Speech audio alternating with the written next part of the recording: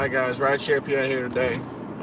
Just so everybody knows, again, if you are new to the channel, please feel free to subscribe, like the videos, smash that thumbs up button, ding the bell, so that way you know when I come out with new content. Okay, today is going to be a very quick live stream. I've been really busy with things outside of YouTube and driving, so I haven't really done much of that, so that's why I haven't come out with a video in a while. So today's live stream is going to be quick, maybe 15 minutes at the most, talking about Uber Pet. A couple other people have already covered this topic, so I'm just going to do a brief overview. It is going live October 16th in 7 cities. Philadelphia is one of those. It is a beta test to see whether or not it works, type of thing. To me personally, I think it is pointless because most pets, in my opinion, that people are going to be using this for would be dogs, okay? Now, most people, especially ones that I've picked up already, with a dog, if you ask them if it's a service animal or not, in most cases they're going to say yes because they know that way you have to take them. I do see the pros to this. I do see most people that if they're trustworthy and honest, they would spend the extra money to use this option. However, I don't know, me personally, I think, and I hate to say this about people in general, I think most people, if they can take a dog and not have to pay for it and just say it's a service animal, that's what they'll do. So in the end, I honestly think, I mean, it sucks that I think of society in that way, but there's too many people in this world that skate by and get things for free and get handouts for me to think that they wouldn't just claim it as a service animal and not use the Uber Pet option. So do I think it's going to fail? Yes. I honestly think Uber and Lyft have their hands stretched in too many different directions.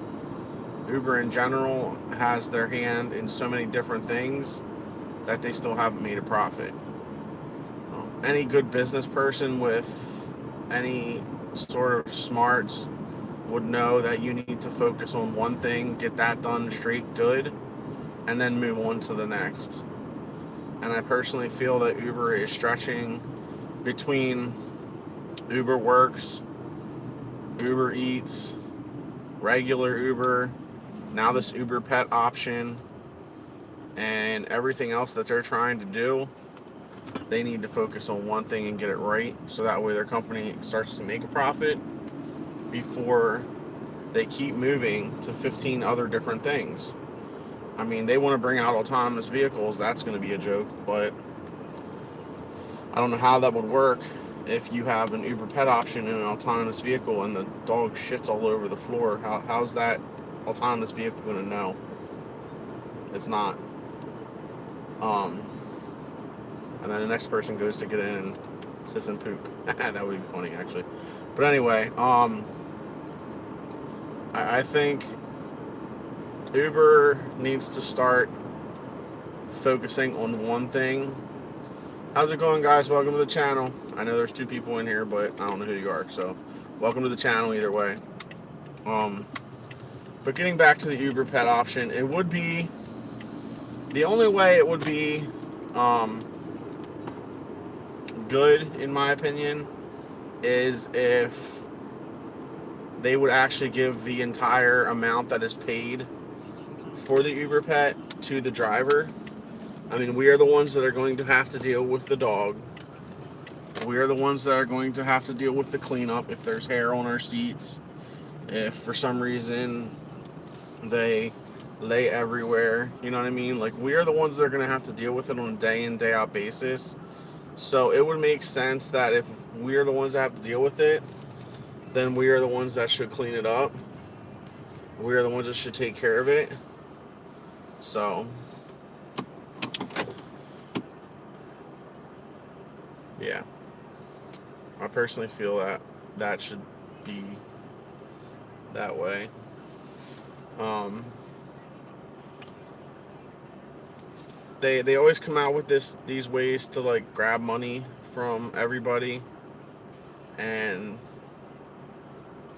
exactly, aggressive dogs. What happens when a dog bites me? Um, I will say this: I have my dash cam running 24/7. Whenever my car is on, it runs, it records. So if I have a dog in my car and it bites me, it's gonna be on tape. Okay, that dog will be liable. That passenger will be liable. So they need to figure out what happens when that happens. You know what I mean? What happens when a dog? I don't care what kind of dog it is, because all dogs can be friendly, all dogs can be mean. It all depends on how they're raised. So people saying pit bulls are aggressive or certain breeds are aggressive. Yes, they are to a certain extent, but it all depends on how they're trained. Um, but with that being said, I always have my dash cam on. So I will tell anybody that gets in my car with a dog, if I ever end up doing that, because I'm in a Philadelphia market, um, and I would turn that option on. I would let it go to see what I could get, but I would tell anybody with a dog.